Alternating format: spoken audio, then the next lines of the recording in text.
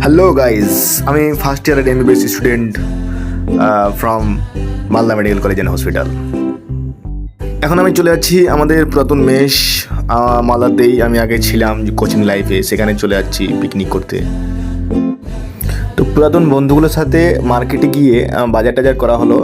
বাজার টাজার করলাম। বাজার টাজার করার পর ওই স্যালাডের যাবতীয় জিনিসপত্র, তারপরে মাংস রান্না করার যেগুলো ম্যাটেরিয়ালগুলো প্রয়োজন হয় সেই ম্যাটেরিয়ালগুলো, আর আদার্স মাংস চিকেন কিনলাম।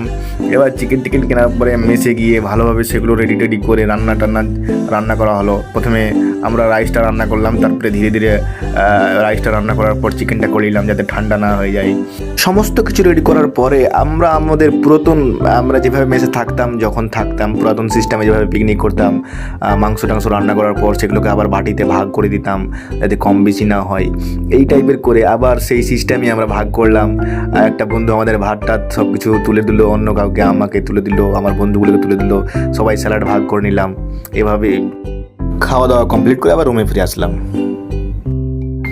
হস্টেলে আসার পর আমি ফ্রেশ হয়ে বেডটা পরিষ্কার করে আবার ঘুমিয়ে পড়লাম নাকে তেল দিয়ে। হা হা হা।